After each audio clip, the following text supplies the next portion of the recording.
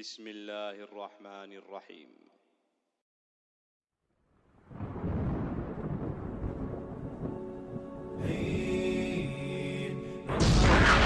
سوف يعلمون أن نحن المسلمون القادمون نرفع الرايات سوف يعلمون أن نحن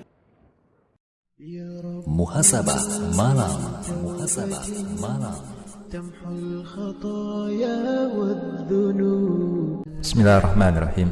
Sedikit kita akan berkaca pada kehidupan para sahabat, para pendahulu kita yang telah diridhoi oleh Allah Subhanahu wa taala.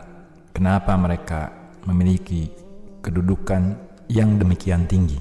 Kenapa mereka mendapatkan predikat yang mulia dari Rabb mereka, Rabb semesta alam, yaitu Allah Azza wa Jalla? Bagaimana mereka bisa menempati posisi seperti itu? Tentunya ada satu rahasia yang terkandung di dalamnya sehingga mereka bisa meraih itu semua.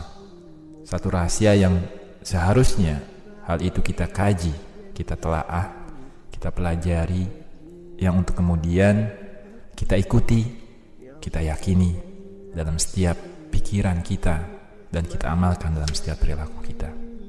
Keutamaan dan kelebihan yang mereka miliki sehingga menjadikan atau menempatkan mereka pada posisi yang demikian mulia di sisi Allah Subhanahu wa taala adalah seperti yang dikatakan oleh Ali bin Abi Thalib radhiyallahu anhu ketika beliau mensifati keadaan para orang-orang saleh di zamannya, yaitu mereka yang azumal khaliqu fi qulubihim fasagura madunahu fi a'yunihim,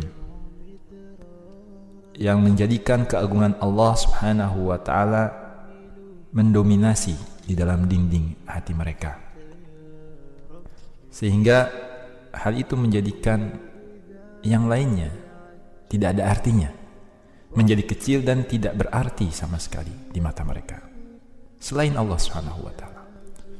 Ternyata rahasia inilah yang difahami benar oleh Ali bin Abi Thalib radhiyallahu anhu, yang menjadikan orang-orang di masanya memiliki kedudukan yang begitu mulia di sisi Allah Subhanahu wa taala.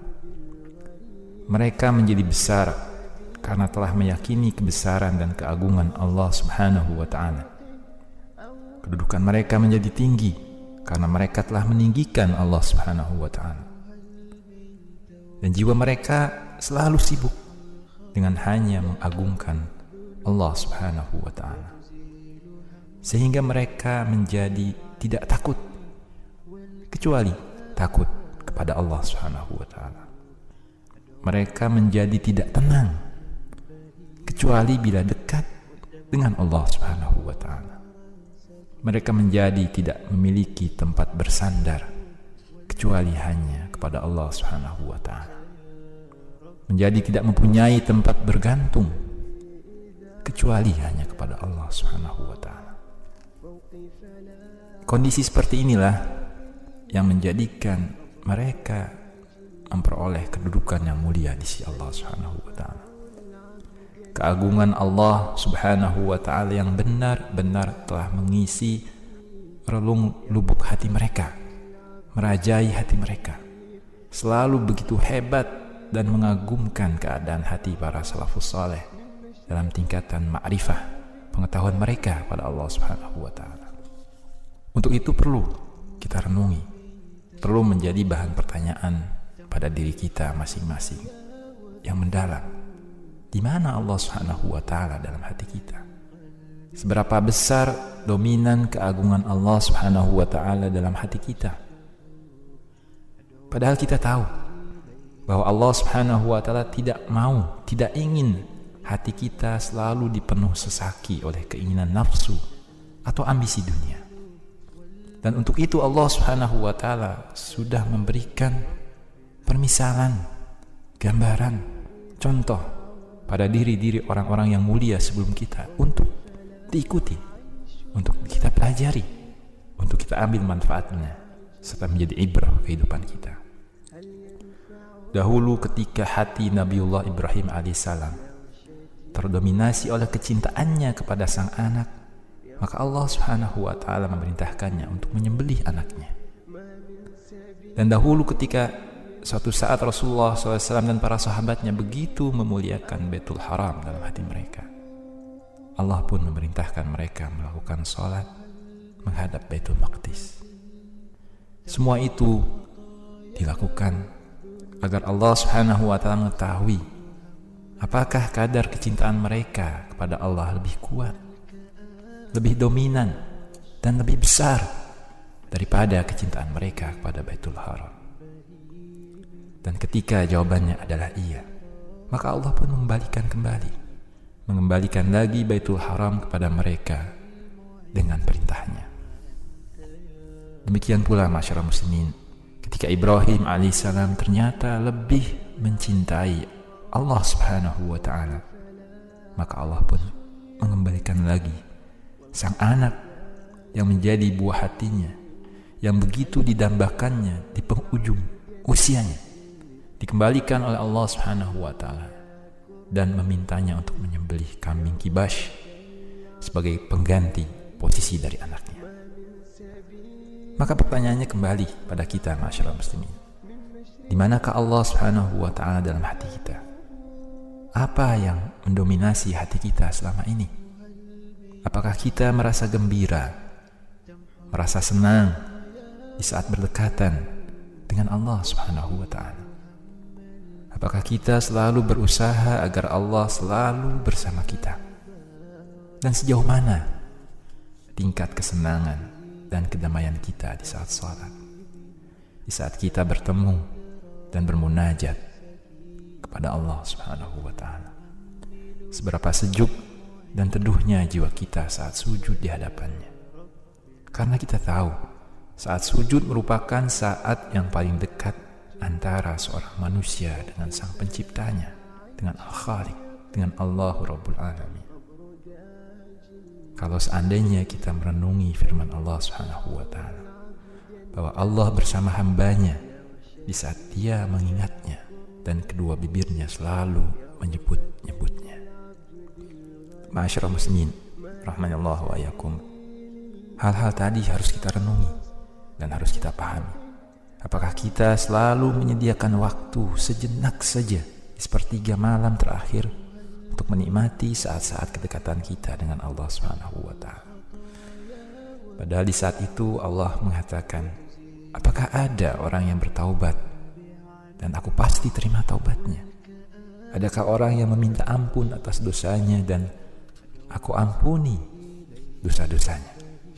Dan adakah orang yang meminta, maka aku pun akan berikan permintaannya?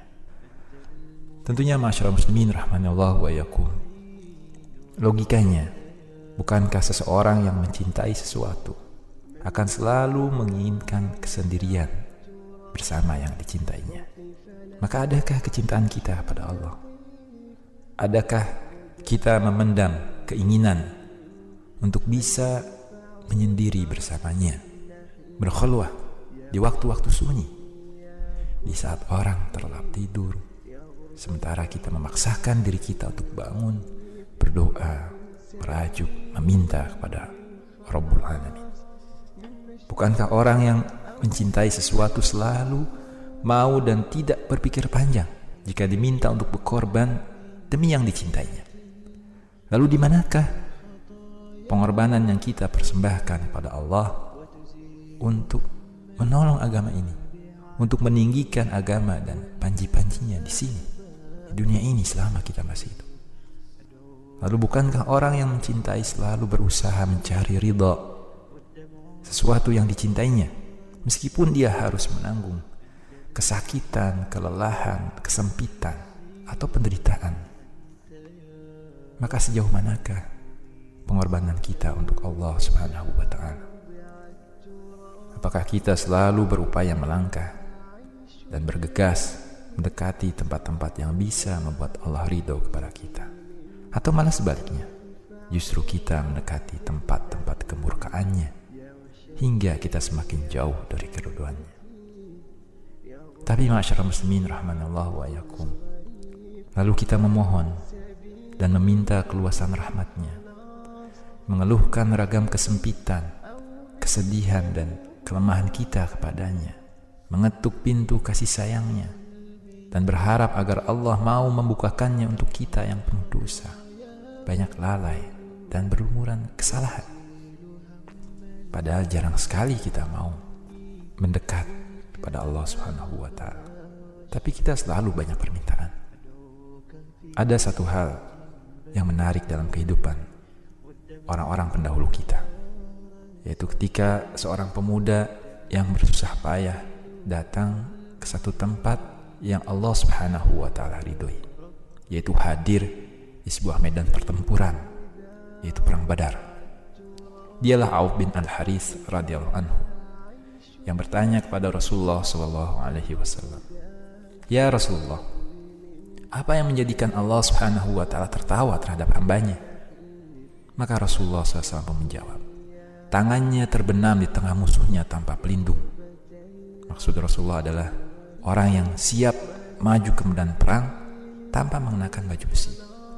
Ketika mendengar ucapan Rasulullah SAW, maka Auf bin Al-Harits radhiyallahu anhu seketika melucuti tubuhnya dari baju besi yang dikenakannya. Lalu dia maju merangsek ke tengah pertempuran hingga dia pun gugur sebagai syahid. Pendengar Fajr FM yang budiman, seberapa besar bagian semangat yang luar biasa indah milik Auf bin Al-Harits radhiyallahu anhu itu ada dalam diri kita? Seberapa besar? Adakah di antara kita yang ingin menjadikan Allah tertawa dengan kita? Adakah di antara kita yang begitu bersemangat mendekati tempat-tempat yang membuat Allah senang, sebagaimana dilakukan oleh Auf bin Al-Harits radhiyallahu anhu dan juga para sahabat mulia yang lainnya radhiyallahu anhum ajmain? Masyarul muslimin rahimanallahu wa yakum.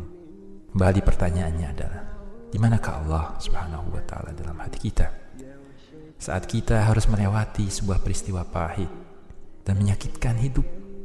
Mampukah kita meraba kasih sayang Allah dalam setiap peristiwa pahit dan menyakitkan itu?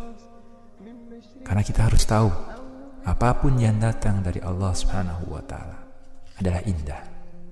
Meskipun kita terkadang tak mampu melihat keindahan dalam musibah yang menimpa kita, tapi tetap saja itu adalah sebuah hal yang indah. Silahkan renungkan kembali perjalanan para pendahulu kita, para sahabat, terutama para anbiya dan para nabi. Renungkanlah bagaimana musibah yang menimpa Nabiullah Musa alaihissalam saat bersama Khidir. Keindahan-keindahan yang terjadi, yang terlihat dalam sebuah musibah. Bagaimana peristiwa kapal yang dibocorkan, seorang anak yang dibunuh, dan rumah yang hampir roboh yang dibangun kembali. Ternyata semua itu musibah yang buruk dalam pandangan Nabiullah Musa alaihissalam. Tapi saksikanlah betapa keindahan itu terbentuk sedemikian rupa dari ketetapan Allah Subhanahu wa Ta'ala setelah diketahui hakikat dan hikmah dari musibah itu semua. Untuk itu masyarakat muslimin rahimanallahu wa yakum, mari kita terus untuk melatih diri kita, melatih jiwa kita agar kita benar-benar dipenuhi oleh kecintaan yang jujur, yang benar kepada Allah Subhanahu wa Ta'ala, bukan pada selainnya.